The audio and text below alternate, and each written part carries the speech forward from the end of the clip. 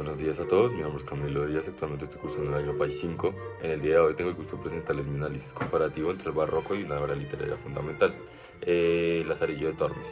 Este libro ha sido asignado para la lectura del segundo trimestre. A lo largo de mi exposición exploraremos las características distintivas del barroco y cómo se relaciona con la fascinante obra literaria. El barroco es un movimiento cultural, artístico y literario que originalmente tiene su surgimiento en Italia y se termina extendiendo por toda Europa durante el siglo XVII y XVIII. El barroco tiene influencias en diversas áreas como lo son la arquitectura, la pintura, la escultura, la música y la literatura. En este periodo se destaca su estilo ornamentado y su gran exuberancia. El término barroco deriva de una palabra portuguesa, berrueco, que significa perla irregular. Esto para referirse a lo sin forma y extravagante del barroco. Para comprender el barroco es importante hablar de su contexto histórico y social, puesto que esto influyó en el surgimiento del mismo y su desarrollo. Para empezar, el barroco surge en una época de constantes cambios sociales, por ejemplo la Reforma Protestante, la cual fue un movimiento que surge a causa de varios factores como lo fueron la corrupción, donde se incluyen los pagos de las indulgencias, es decir, había que pagar a las iglesias para el perdón de los pecados. Otros factores fueron el abuso de las iglesias cristianas y en general la insatisfacción de las personas hacia las prácticas religiosas y el deseo de una mayor libertad para la interpretación individual de la Biblia. Esta reforma, eh, digamos que desafió la autoridad cristiana, hecho que causó un debilitamiento en la religión debido a que la religión se divide y esto causa algunos conflictos y guerras. Una de estas guerras fue la Guerra Civil de España, que duró 30 años, se llama la Guerra de los 30 años, y comprendió desde 1618 hasta 1648. Esta guerra fue una guerra devastadora que se originó en Europa Central y creó varias tensiones religiosas y políticas en la época. Debido a la reforma protestante surge una contrarreforma, es decir, que la iglesia eh, crea una reforma que se basó en reforzar y reformar la iglesia de nuevo, eso para que reafirmaran sus enseñanzas y su autoridad. Una de las herramientas que utilizaron para esto fue el barroco, en especial el arte y la arquitectura. Lo necesitaban para un medio de difusión y dar un mensaje religioso. Usaron artistas como lo fueron Gian Lorenzo Bernini y Caravaggio. En el arte barroco, en especial teniendo la corriente del conceptismo, donde se buscaba expresar una mayor cantidad de cosas en el menor contenido posible, es decir, conceptos, como lo dice la palabra. También se le da una mayor importancia al mensaje y a los sentimientos expresados. El padre de esta corriente literaria fue Francisco de Quevedo. Otro cambio social bastante importante fue la expansión poblacional, donde se le da importancia al urbanismo. Allí empiezan a construir monumentos y palacios con el fin de poder demostrar el poder y las riquezas de todos los gobernantes. Eh, Otra cosa importante para mencionar es que en la época ocurren varias expediciones y exploraciones que terminan desencadenando en una ampliación de conocimiento y representan un gran avance para la arquitectura y la pintura barroca. Eh, Siguiendo por el barroco, pero esta vez en la literatura tenemos tres géneros notables, los cuales son la prosa, la poesía y el teatro. Es importante destacar que los escritores barrocos modificaban la realidad para intentar crear y exponer algo nuevo. Usaban figuras literarias muy sarcásticas e irónicas y solían hablar del infortunio de los personajes. Dentro de la prosa española tenemos la novela picaresca, donde se busca retratar la vida marginal eh, de algunas personas de la sociedad española. También se caracterizaba por las aventuras y desventuras de algunos personajes, en especial el personaje principal llamado Pícaro, alguien de origen humilde, parecido a un antihéroe. Ese género se caracterizaba por su humor, su sátira y hacía una crítica social de la sociedad española de la época. Eh, Uno de los ejemplos perfectos de la novela picaresca es El Lazarillo de Tormes, que para su época, la época en la que se escribió, tiene una estructura narrativa bastante innovadora. Eh, Al ser narrado en primera persona, es decir, que el mismo protagonista se encarga de narrar su propia historia. Eh, digamos que el libro es una pequeña autobiografía que narra las historias de Lázaro desde su niñez hasta su edad adulta. Esto nos lo hace saber a través de 7 tratados en los que Lázaro pasa de amo en amo. Allí podemos ver el desarrollo que tiene Lázaro como personaje debido a sus capacidades para adaptarse y sobrevivir en diferentes entornos hostiles y desiguales. Hecho que nos permite explorar lo que era la sociedad española junto con todos sus aspectos como la moralidad de diferentes amos por los que pasa Lázaro y los pensamientos de algunas personas de la época.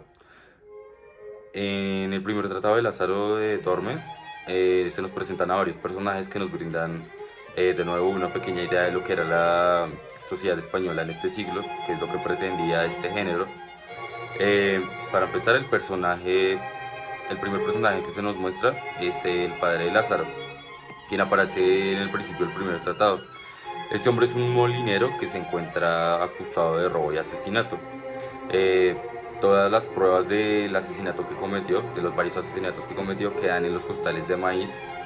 Eh, el padre es juzgado y él acepta todos los castigos y los cargos que se le asumieron. Esto resulta que la armada contra moros lo libere de la cárcel y se lo lleve a la guerra, donde termina muriendo. Eh, Segundo personaje es la madre de Lázaro, que tras la muerte de su esposo decide alquilar una casa de viajeros para poder sobrevivir con su familia. Uno de estos viajeros es un hombre moreno que solía llevar, digamos, regalos y le hace ver a Lázaro como una pequeña estabilidad.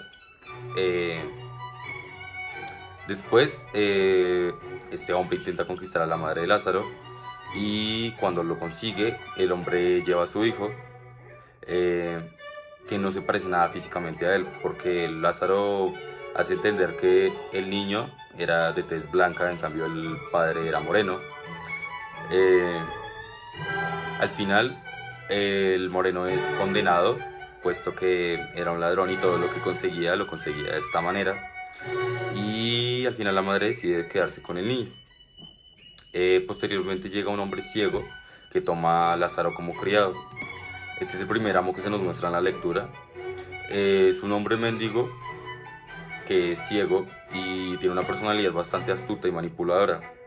Lo que hace él es aprovecharse de su condición de ceguez para aprovecharse de Lázaro, enseñándole a robar y sacar provecho de muchas situaciones. Eh, En los personajes del primer tratado de Lazarillo de Tormes podemos ver reflejadas las diferentes facetas de la sociedad española de esta época, desde una injusticia del sistema judicial y de las dificultades económicas que atraviesan las personas de esta época, hasta la explotación de la debilidad de otros por parte de aquellos que tienen una posición de poder mayor. Todos estos elementos contribuyen a retratar el entorno social y las relaciones desiguales que existían en la época del contexto español, donde se escribe la obra.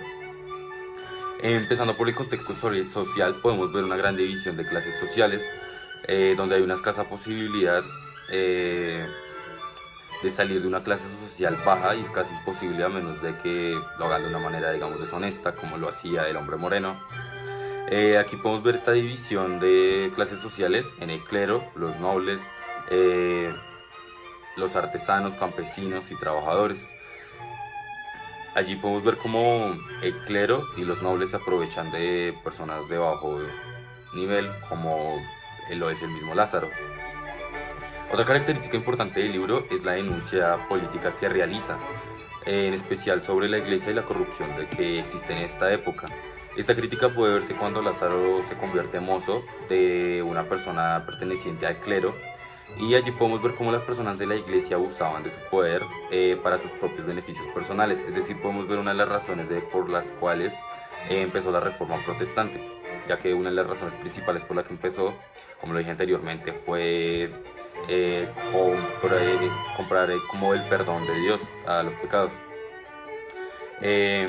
Y ahora aplicando todo esto a un contexto colombiano y más hispanoamericano, podemos decir que el barroco llegó a Hispanoamérica en el siglo XVII y su contenido en comparación con el barroco europeo podría considerarse algo escaso, puesto que una de las características del barroco es su gran complejidad. Eh, Esto lo podemos ver reflejado en el culteranismo, cuyo principal exponente fue Luis de Góngora, a quien se le considera el padre del culteranismo. Este se basa en el uso de palabras bastante complejas y de una estética bastante compleja. En términos más informales, lo que quería el culteranismo era que si no se comprendía era necesario adquirir un mayor conocimiento, es decir, culturizarse. Lo que refleja en el contenido, lo cual esto refleja la escasez de contenido de la literatura hispanoamericana, puesto que las obras eran demasiado complicadas y cuando llegan a Latinoamérica en realidad es como solo las dejaron ahí. Después de haber examinado las características del barroco, pude contrastar este movimiento artístico con la novela picaresca en el contexto social colombiano. Voy a tomar como referencia la lectura de Lazarillo de Tormes y el contexto explicado previamente. Eh, lo que hice fue establecer comparaciones con varios casos presentes en la sociedad colombiana, como por ejemplo lo son los falsos positivos, en el cual algunos militares perpetraban asesinatos injustos hacia personas inocentes con el objetivo de obtener ascensos y beneficios personales. Eh, Se vieron varios casos en los que militares vestían de soldados o bueno, personas de las FARC a personas que no tenían nada que ver y terminaban siendo asesinados simplemente por beneficios personales. Todos estos actos atroces, carentes de moral, eran cometidos por simplemente beneficios de altos cargos a nombre de una falsa justicia, así como en el barroco podemos ver cómo la gente se aprovechaba de una falsa idea de Dios.